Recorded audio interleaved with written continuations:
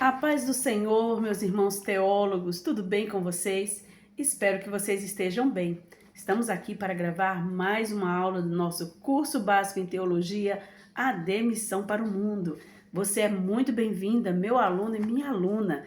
Para quem não é meu aluno, caiu de paraquedas desse vídeo aí na internet, pelo nosso canal da igreja, AD Missão para o Mundo, seja também muito bem-vindo. Se inscreva, dê um like. Você que é meu aluno, eu não vou nem pedir, hein? É seu dever, como aluno da AD Missão para o Mundo do seu curso básico, você dá um like e você se inscrever, é isso mesmo. Se você fizer assim, você estará nos ajudando para que a palavra de Deus seja divulgada para muito mais pessoas. Para quem não me conhece, meu nome é Sandra Raquel, sou pastora da Assembleia de Deus Missão para o Mundo e estamos aqui gravando estas aulas para os nossos alunos à distância.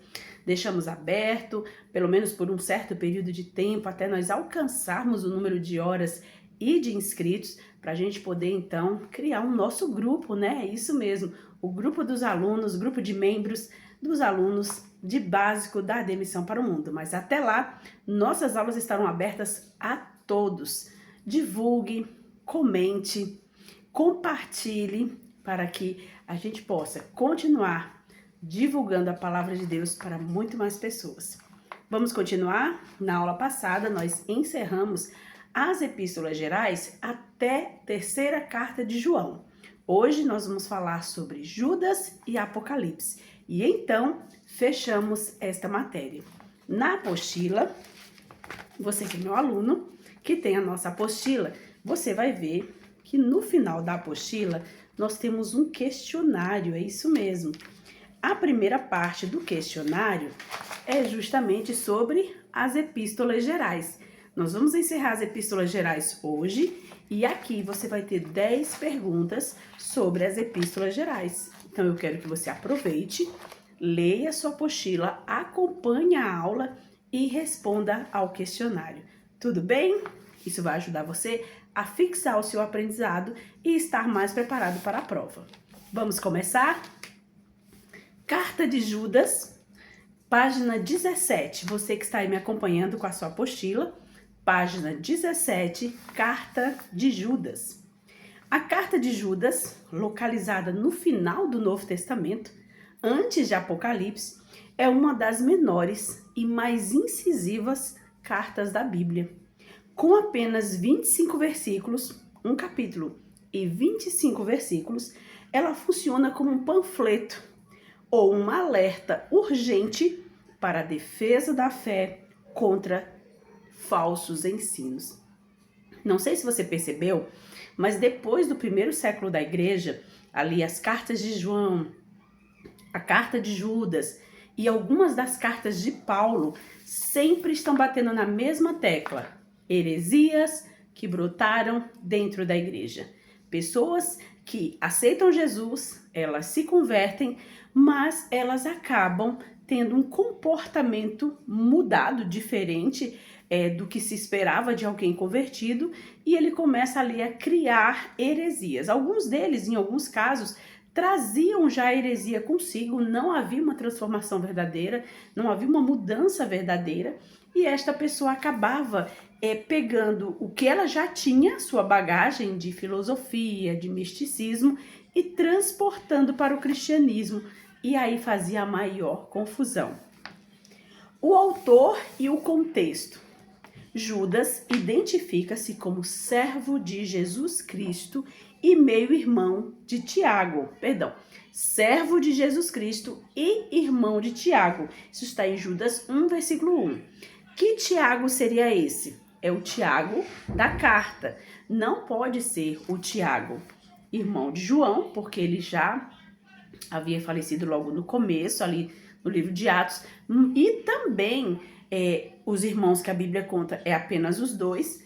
Nós vemos também o outro Tiago, que é chamado Tiago Menor, tem um outro Tiago, e nenhum deles se caracteriza, né, com as suas características, com a sua história, não se encaixa como sendo nenhum deles, a não ser Tiago, irmão do Senhor, que é descrito por Paulo na sua carta aos Gálatas. Paulo ali, ele fala que quando ele retorna lá das suas viagens ali após a sua conversão, depois de 3 anos da sua conversão, que ele retorna para Jerusalém, ele diz que ele só teve encontro com Pedro e com Tiago, o irmão do Senhor. Então, Judas é irmão de Tiago, portanto, ele também é irmão de Jesus, ou meio-irmão de Jesus, porque eles são irmãos apenas por parte de mãe, é isso mesmo.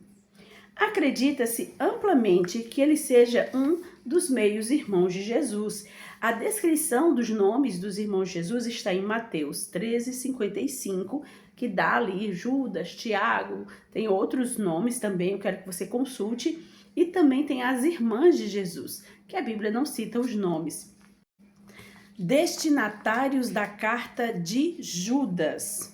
Cristãos, provavelmente de origem judaica. Isso está em Judas, capítulo 1, versículo 1. Por quê? Eu vou até pegar para você dar uma verificada aqui, peguei aqui minha Bíblia, só para você entender por que a gente fala que é cristãos, provavelmente de origem judaica, só para você entender a forma como Judas se refere a estas pessoas para as quais ele envia a sua carta. Diz assim: Judas, servo de Jesus Cristo, irmão de Tiago, aos chamados santificados em Deus Pai e conservos de Jesus Cristo. Então, a ideia aqui é de que estas pessoas para as quais ele está escrevendo são pessoas cristãs, porque ele diz que são os chamados, santificados em Deus Pai e conservados por Jesus Cristo. Então, é provável que seja para judeus, sim, mas judeus convertidos. O propósito, qual é o propósito da carta de Judas? Inicialmente, Judas queria escrever sobre a salvação comum, mas sentiu a necessidade urgente de exortar os cristãos a batalharem pela fé que foi entregue aos santos uma vez por todas. Então, o propósito dele inicialmente era apenas falar sobre a salvação comum, mas então ele entende que precisa falar para os cristãos, exortando-os a eles batalharem pela fé, a não se deixarem levar por aquelas heresias que estavam nascendo dentro da igreja. Qual era o problema?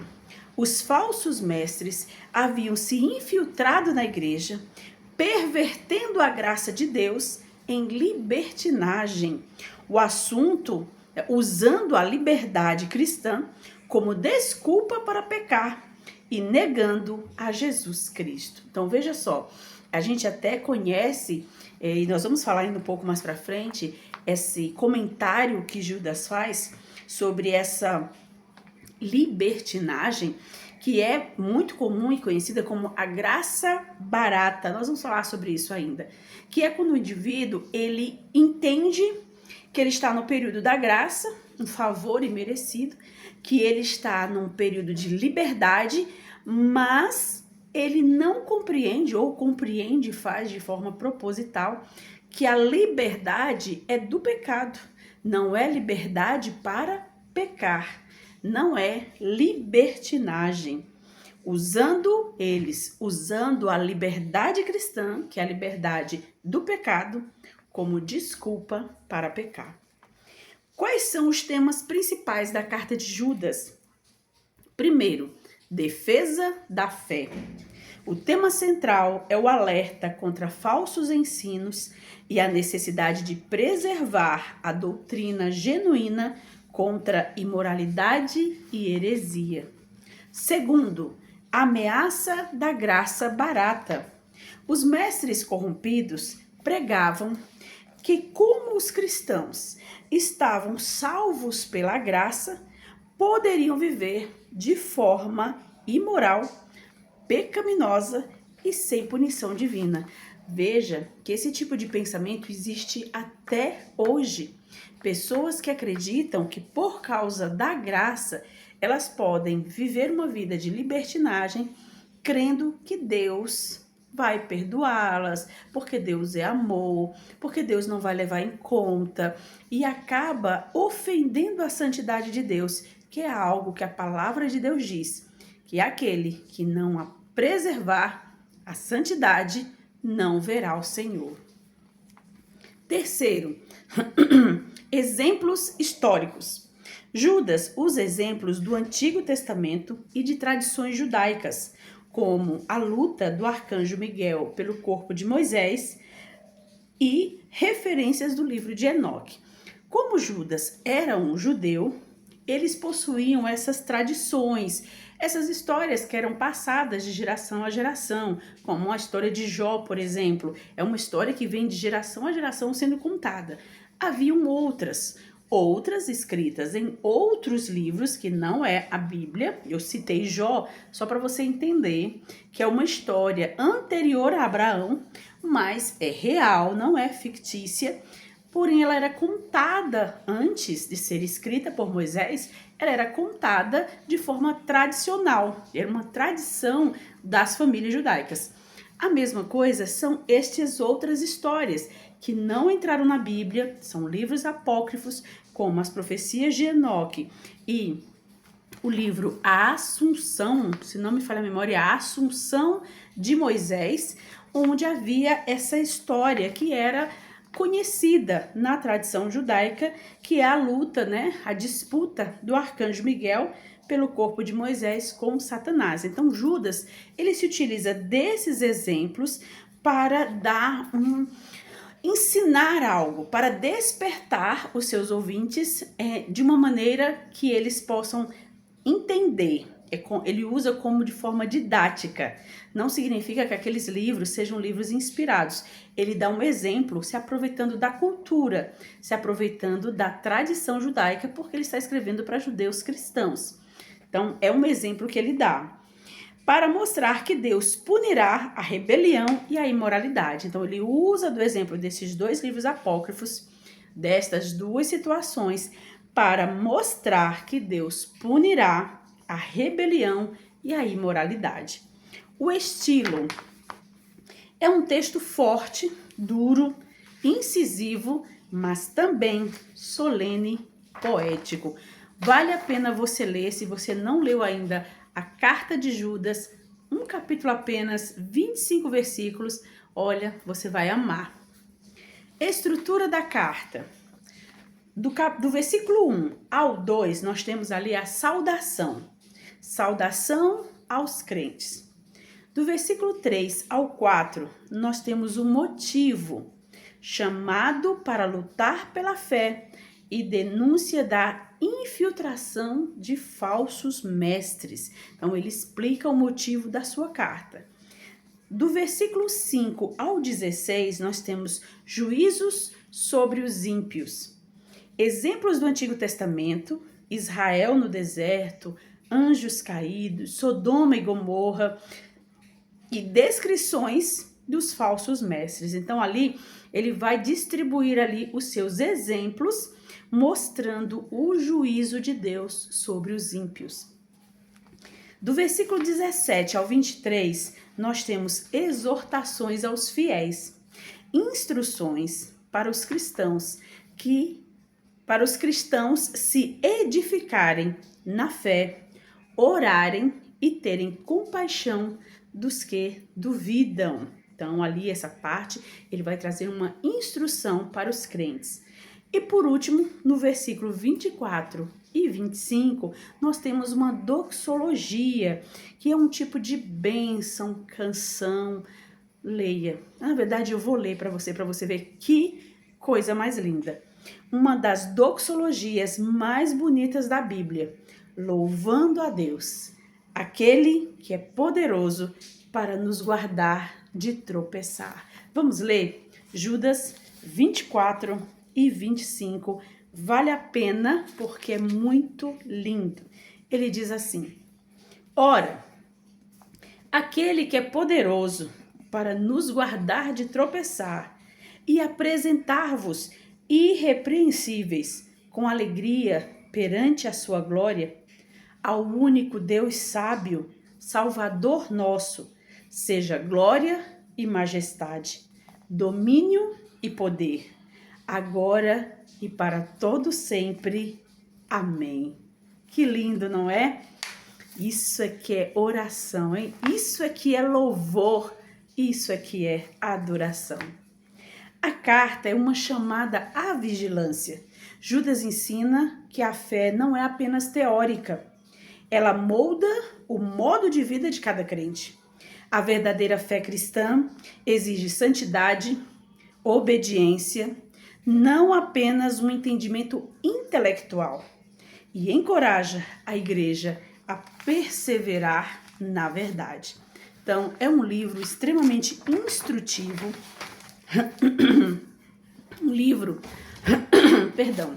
um livro que compensa você ler e estudar. Com relação aos livros apócrifos, muitos dos meus alunos me perguntam se devem ler, né? Se não tem problema em ler ali o Evangelho de Tomé, né? As profecias de Enoque, o livro de Enoque, o Evangelho de Judas e tantos outros que aparecem. Eu sou sincera e vou ser sincera para você.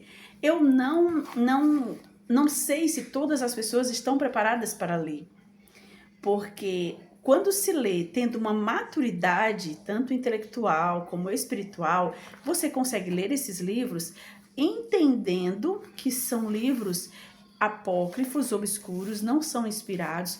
Alguns são apenas históricos, têm seu valor histórico, outros nem isso têm. E você precisa ler com um olhar crítico. Não ler dizendo assim, olha, então é assim? Ah, então é isso? Ah, então deve ser desse jeito. E daqui a pouco está pregando histórias e contos e invenções e tradições judaicas na pregação que deveria ser o Evangelho de Jesus Cristo. Então, meu conselho é, só leia se você já tiver uma maturidade, tanto intelectual, de estudo, competências de estudo, como espiritual também, sabendo que a sua fé deve estar guardada nas Escrituras Sagradas e nunca em livros extras. Sempre entenda isso. A base da sua fé precisa ser a palavra de Deus, nunca um livro extra. Agora sim, agora sim, vamos dar início ao nosso último livro do Novo Testamento, que é o livro do Apocalipse. E aí eu coloquei aqui como tema revelação ou mistério, porque você sabe, eu sei, e muita gente também sabe que o livro do Apocalipse é muito difícil de interpretar, é isso mesmo. Então, mesmo sendo o seu significado afastar, calipse, sombra, afastar da sombra, significando revelar, ainda assim é muito complicado de entender essa tal revelação. Então, vamos começar? O Apocalipse é um livro muito difícil de interpretar. Este fato é reconhecido por todos os estudiosos da Bíblia. Ele é o oposto do livro do Gênesis. Gênesis é um livro dos começos ou das origens. O outro, Apocalipse, o livro das consumações. É quando tudo está sendo terminado. É também a resposta das orações do povo de Deus em todos os tempos. Que oração é essa? Venha a nós o teu reino. O livro de Apocalipse contém a última mensagem de Jesus à igreja referente à sua vinda. Isso está em Apocalipse 22, versículo 20, onde ele diz: certamente cedo venho. Quem é o seu autor? João, o evangelista, ou seja, João, que escreveu o evangelho, um dos apóstolos de Jesus, irmão de Tiago, Tiago o Grande, que é aquele que morre logo no início de Atos dos Apóstolos, capítulo 12, Tiago morre ao fio da espada e Herodes manda prender Pedro, então é bem ali no comecinho. É o João, irmão dele, que também é conhecido como filhos do trovão, nós vamos falar já já sobre isso. Filhos de Zebedeu, Jesus os chamou de Boanerges, que significa filhos do trovão. Isso está em Marcos 3,17. Interessante que Marcos usa a fala aramaica de Jesus, né? Marcos, ele usa muito os termos aramaicos que Jesus usava. E a gente estudou também sobre isso no Evangelho de Marcos, que então depois ele traduzia. Ele falava o termo que Jesus usava em aramaico, mas depois ele dava o significado. Então, a mesma coisa aqui é com Tiago e João, filhos de Zebedeu, que ele chama de Boanerges, filhos do trovão. Local e data. Ilha de Patmos é o local. Ele foi banido para essa ilha por Domiciano em 95 d.C. A data comumente aceita para a escritura do livro é 96 d.C. Então, vamos imaginar que depois de um ano que ele está lá preso, ele tem essa experiência e então escreve o livro. Quem são os destinatários do livro de Apocalipse? A saudação introdutória, bem como a conclusão do livro, sugere a forma de uma carta, enquanto o conteúdo mostra que se trata de um livro. Destina-se, em primeiro lugar, às 7 igrejas da Ásia Menor. Isso está em Apocalipse, capítulo 1, versículo 11. Vamos para a divisão do livro. Parte 1. Concernente ao Senhor Jesus. Está no capítulo 1, o versículo 19, ele diz assim: coisas que vistes. Então, João vai escrever na primeira parte do livro as coisas que ele está vendo. Segunda parte, concernente à igreja. Capítulo 2 e 3. Concernente à igreja são os capítulos 2 e 3. O capítulo 1 é concernente ao Senhor Jesus, são as coisas que ele está vendo. O concernente à igreja são os capítulos 2 e 3, que são as que são. Nós estamos pegando aqui uma frase, um versículo que está em Apocalipse 1 e 19, que ele diz: coisas que vistes, as que são e as que hão de acontecer. Então, as coisas que vistes é com relação a Jesus. As coisas que são é com relação às igrejas. Envolve as cartas, as 7 cartas para as igrejas da Ásia. E a parte 3 é concernente às nações gentílicas e ao estabelecimento do reino de Deus através da igreja. Capítulos 4 até o capítulo 22, que é o último capítulo do Apocalipse. Toda esta fase, do capítulo 4 ao 22, todo esse período de tempo refere-se às coisas que hão de acontecer. Tema do livro: a vinda de Jesus em glória, isto é, sua revelação pessoal em glória e poder, a Israel e às nações. Eu vou repetir para ficar um pouco melhor. Qual é o tema do livro? A vinda de Jesus em glória, isto é, sua revelação pessoal em glória e poder a Israel e às nações. Isso é declarado no primeiro versículo do livro. O primeiro versículo do livro de Apocalipse está escrito: revelação de Jesus Cristo. Então, o tema do livro é Jesus se revelando. Qual é o texto-chave? Eis que vem com as nuvens, e todo olho o verá. Até aqueles que o traspassaram, e todas as tribos da terra se lamentarão sobre ele. Apocalipse 1, 17. Portanto, o livro não é sobre o arrebatamento da igreja, o livro é sobre a revelação de Jesus em glória e poder para Israel e também para todas as demais nações. O Apocalipse como um todo, vamos ver aqui as questões da interpretação. porque eu acredito que você está aí me ouvindo e pensando, sua cabecinha talvez esteja fervilhando, talvez esteja saindo uma fumacinha assim em cima, porque você ouve, principalmente agora na era da internet, e tem muita gente pregando, ensinando na internet, você ouve muitas formas interpretativas do Apocalipse. Então, eu trouxe aqui também na nossa apostila 3 formas de interpretação que existem sobre o livro de Apocalipse. Qual é a primeira forma de interpretar, que é usada, que é comumente usada? A interpretação histórica. Segundo esse modelo, o livro não se refere a uma situação distante no futuro, mas a uma existente quando foi escrito.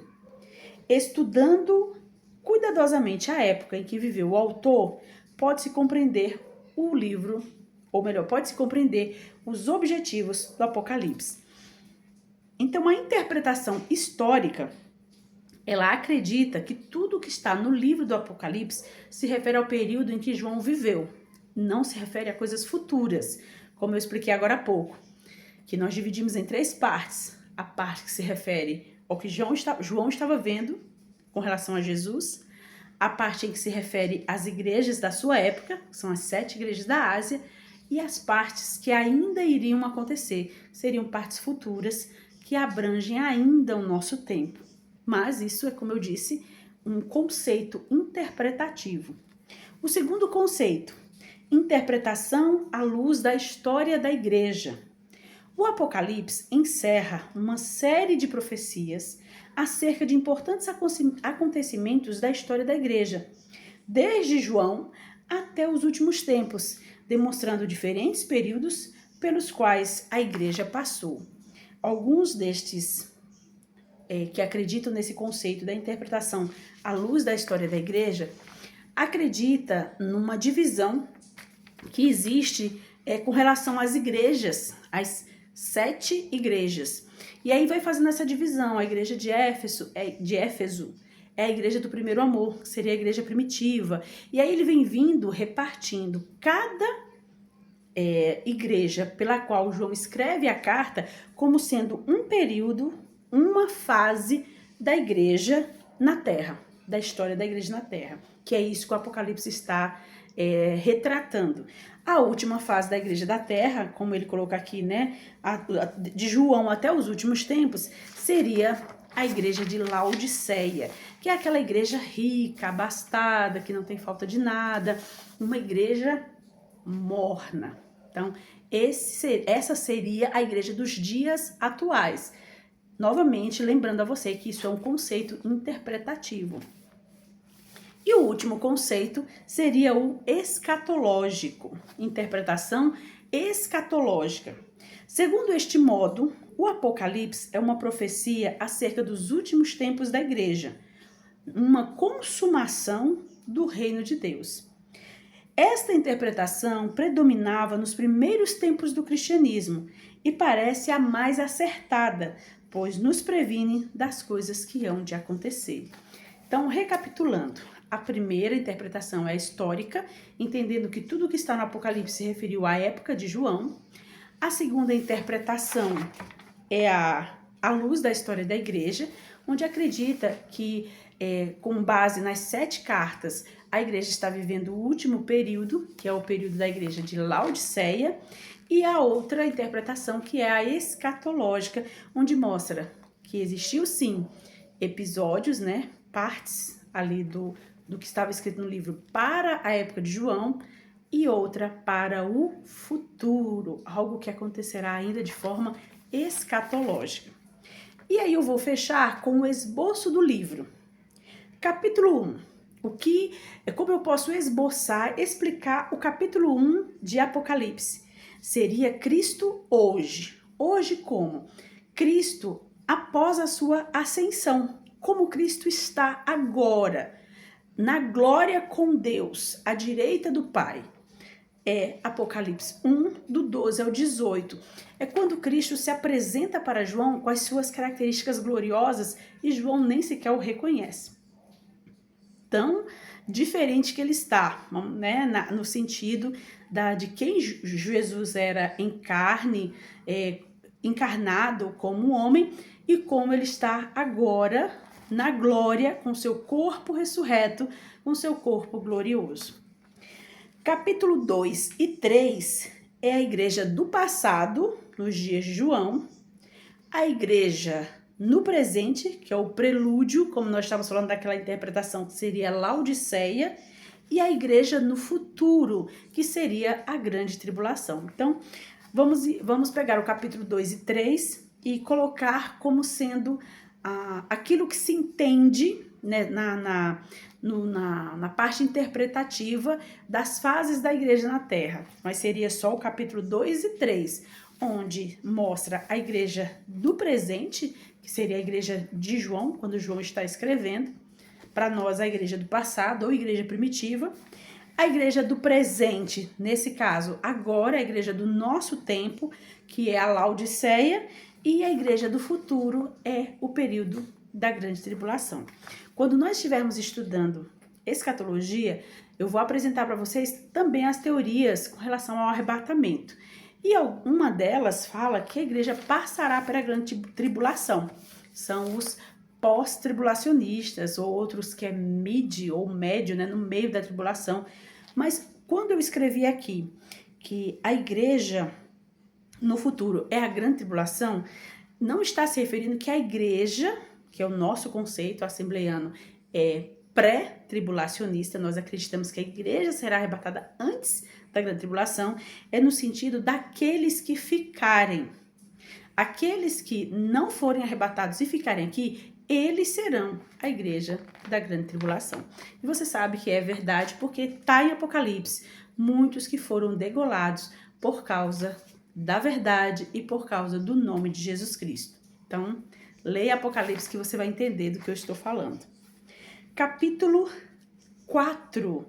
O arrebatamento da igreja prefigurado pelo arrebatamento de João. Então, aqui é interpretativo. Eu pego o arrebatamento de João, logo após ali o episódio das cartas das igrejas, quando ele é arrebatado para o céu, para que seja revelado as coisas que, né, ainda iriam acontecer. Ali, de forma prefigurada, né, está também o arrebatamento da igreja.